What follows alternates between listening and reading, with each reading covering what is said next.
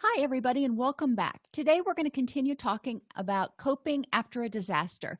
This video is on general tips for coping. We're going to get into some more specific granular stuff in the next few videos. But right now, I just want to give you some high-level things that you can consider doing right now. I am your host, Dr. Dawn-Elise Snipes. In general, we want to make sure that everybody from the toddler to the older adult has someone to talk to about their feelings and reactions and fears about the situation.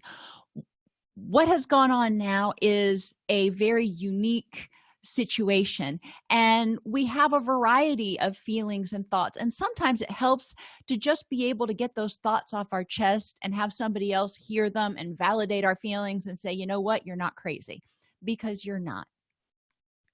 It's important that we don't feel responsible for the disaster. Now, this was a natural disaster, but maybe you were asleep when this happened and you didn't wake everybody up and go down to your shelter in the basement or something, and you experienced some problems because of that. There are a lot of things that we can feel like we're responsible for, even after a disaster that we had absolutely no control over. It's important to check what you do and do not have control over. We can't change the past, and if there's something you would do differently the next time, figure out how to do it differently the next time. But don't beat yourself up over it, because that's just going to drain the energy that you need to survive now. Also, don't get frustrated because you cannot help directly during rescue efforts. A lot of us want to get out there and do something to help. We want to volunteer. We want to pitch in. We want to do whatever to bring our community back together.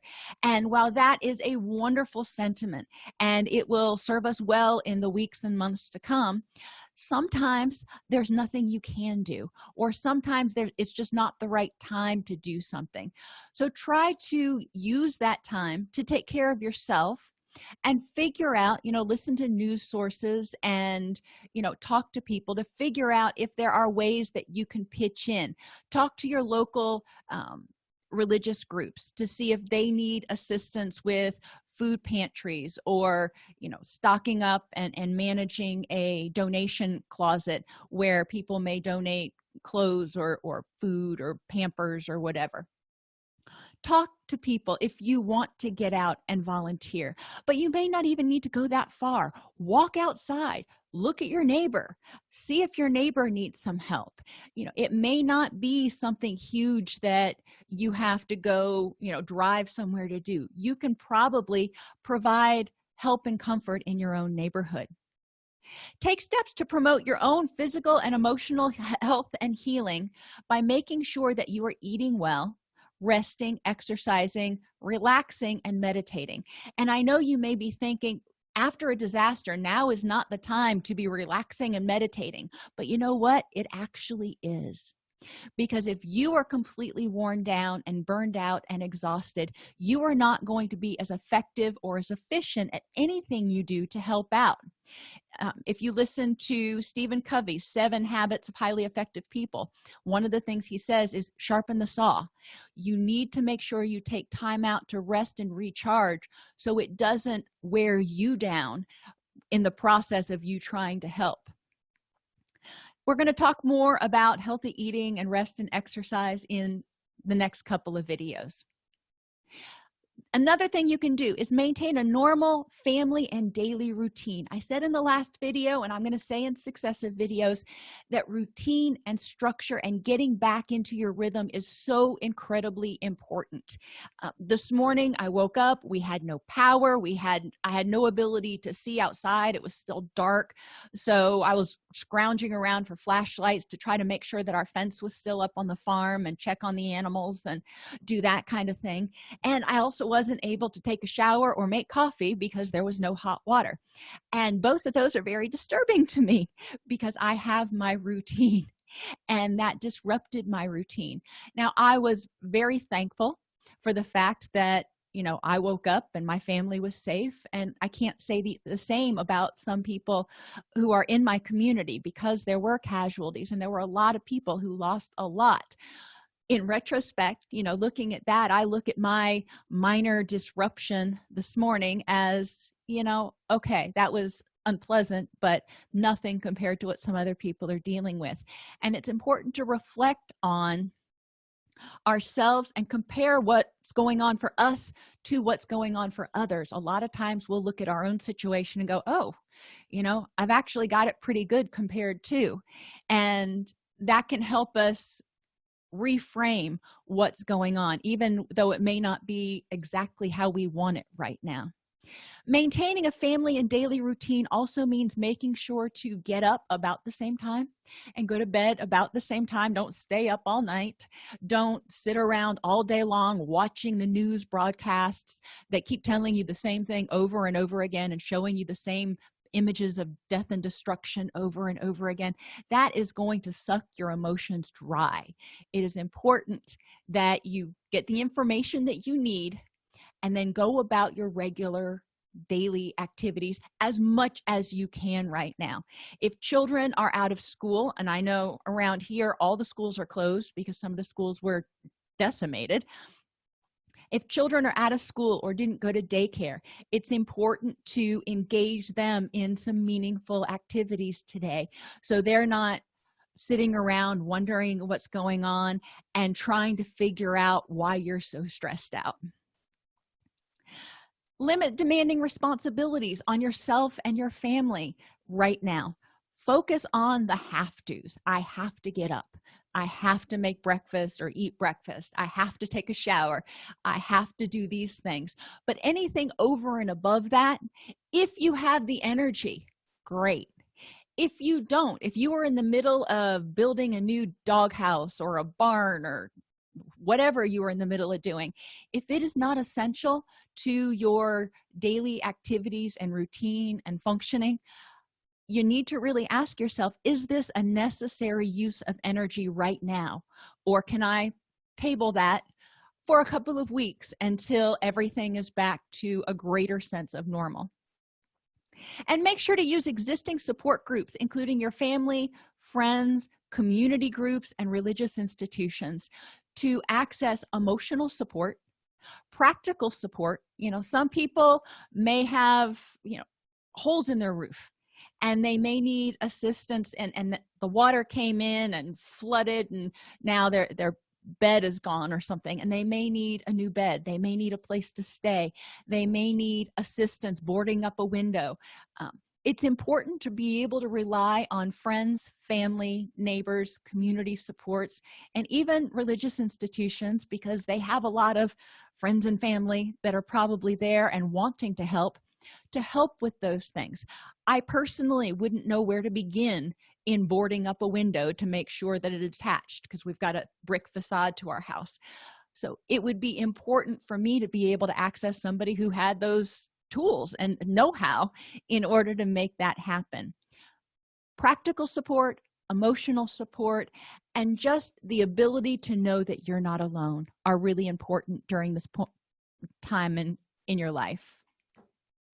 And finally, I created a little acronym or mnemonic device or whatever you call it to help you remember some of the things that you may need to focus on in order to feel safe, secure, content, and even occasionally happy right now. Consistency. It is important to be consistent in responding to our children and responding to our loved ones, and in checking in with and responding to ourselves. We need to be consistent in our care of self and others, keeping that pattern of, and this goes beyond just being consistent in our day-to-day routines. If you normally ask your kids how they're doing in the morning, then this morning you need to ask them how they're doing.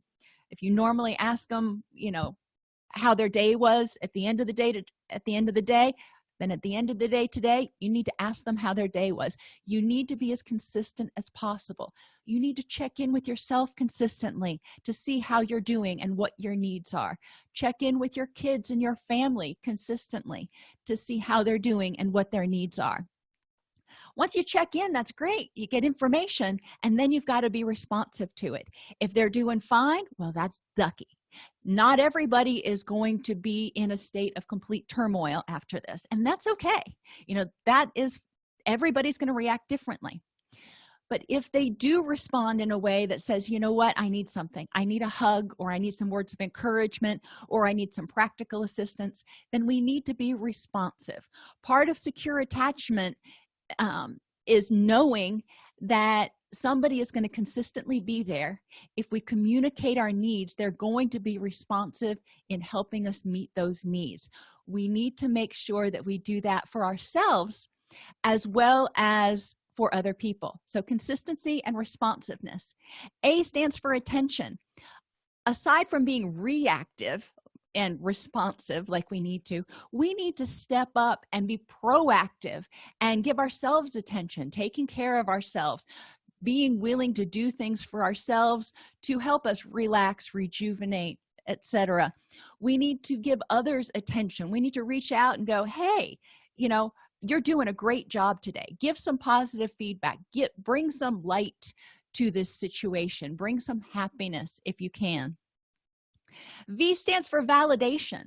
I said in the last video, and I'm going to say it again, your feelings are your feelings, and they are very valid. If you are feeling scared, then that is your brain telling you that there was a pretty big old threat last night, and I want to survive, so I'm scared. And that's okay. Feelings are there to help us survive. It's what we do with those feelings that can be helpful or harmful. So validate that whatever you're feeling, guilt, anger, anxiety, depression, relief, curiosity, there are a lot of feelings going on right now. Once you have validated those feelings, have empathy for yourself and for others for what they're feeling. If they are feeling exhausted and overwhelmed, have empathy. Instead of saying, well, you need to push through and do everything that you had on your list, say, I can really understand how overwhelming this is. Let's talk about what I can help you accomplish and what really has to be done today. So empathy is taking that information about the person's feelings and needs at the moment and being responsive and putting yourself in their shoes and going, wow, I can see how overwhelming or exhausting or terrifying this must be for you. That helps us connect with other people, and when we connect, it helps us feel less isolated. And finally, solution generation. There are a lot of very unique problems right now. I saw a picture in the newspaper today of some person's truck that had been dropped right in the middle of their swimming pool. Well, that is not one of those problems we have a ready solution for, because that's not something you ever planned for. Having a hole in your roof, you may not know how to deal with that, so you need to have people there who can help you generate solutions to the current situation so you feel empowered and you are able to identify the things that are going on right now that are within your control. There are some things that are not, but there are a lot of things that are. Just to sum up, CRAVE stands for consistency, be responsive, responsiveness, attention, validation, empathy, and solution generation. If we focus on doing those things each and every day, then we are going to develop much stronger relationships, and we're going to be able to help people walk through this situation and emerge as survivors and victorious on the other side.